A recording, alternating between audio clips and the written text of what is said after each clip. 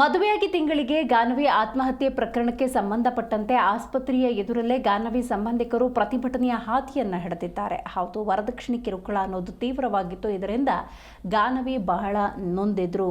ಕೂಡಲೇ ತಪ್ಪಿತಸ್ಥರನ್ನು ಬಂಧಿಸಿ ಶಿಕ್ಷೆಗೆ ಒಳಪಡಿಸಬೇಕು ಅನ್ನುವಂತಹ ಆಗ್ರಹವನ್ನು ಈ ಪ್ರತಿಭಟನೆಯ ಮೂಲಕ ಮಾಡಿದ್ದಾರೆ.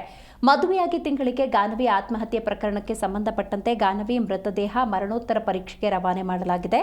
ಆಸ್ಪತ್ರೆಯ ಬಳಿ ಕುಟುಂಬಸ್ಥರು, ಸಂಬಂಧಿಕರು ಪ್ರತಿಭಟನೆಯನ್ನ ಮಾಡಿದ್ದಾರೆ. ಆರೋಪಿಗಳನ್ನು ಕೂಡಲೇ ಬಂಧಿಸುವಂತೆ ಈ ಸಂದರ್ಭದಲ್ಲಿ ಆಗ್ರಹಿಸಿದ್ದಾರೆ. ಪತಿ ಸೂರಜ್ ಹಾಗೆಯೇ ಸಂಜಯ್ ತಾಯಿ ಬಂಧನಕ್ಕೆ ಆಗ್ರಹವನ್ನು ಮಾಡಿದ್ದಾರೆ. ಆತ ಅಂದರೆ ಗಾನವಿಯ ಪತಿ ನಪುಂಸಕ, ಹಣದಾಹಿ ಅಂತ ಹೇಳಿ ತಮ್ಮ ಆಕ್ರೋಶವನ್ನು ಹೊರಹಾಕಿದ್ದಾರೆ.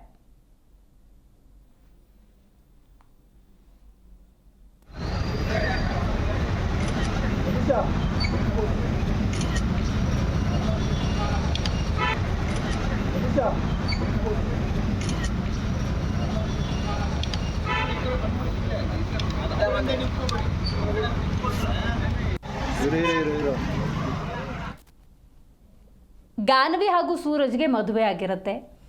ಮದುವೆಯಾದ ನಂತರದ ಸಂದರ್ಭದಲ್ಲಿ ಹನಿಮೂನ್ಗೆ ಅಂತ ಇವರು ಶ್ರೀಲಂಕಾಕ್ಕೂ ಹೋಗಿರ್ತಾರೆ. ಆ್ಯಕ್ಚುಲಿ ಅದು 10 ದಿವಸಗಳ ಟ್ರಿಪ್. 5 ದಿವಸಕ್ಕೆ ವಾಪಸ್ ಆಗ್ತಾರೆ. ಆದರೆ ಈ ಒಂದು ದಾಂಪತ್ಯ ಗಾನವಿಯ ಆತ್ಮಹತ್ಯೆಯೊಂದಿಗೆ ಅಂತ್ಯವನ್ನು ಕಂಡಿದೆ. ಯಾವಾಗ ಗಾನವಿ ಆತ್ಮಹತ್ಯೆಗೆ ವರದಕ್ಷಿಣೆ ಅನ್ನೋದು ಕಾರಣವಾಯಿತು, ಈಗ ಗಾನವಿ ಕುಟುಂಬಸ್ಥರು ಪ್ರತಿಭಟನೆಯ ಹಾದಿಯನ್ನು ಹಿಡಿದಿದ್ದಾರೆ.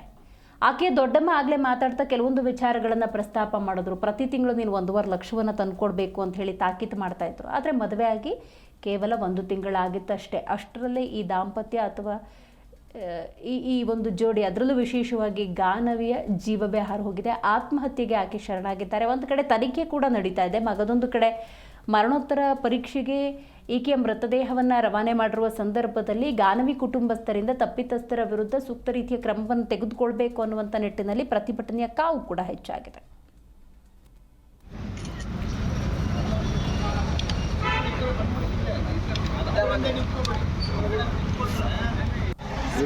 ಇರೋ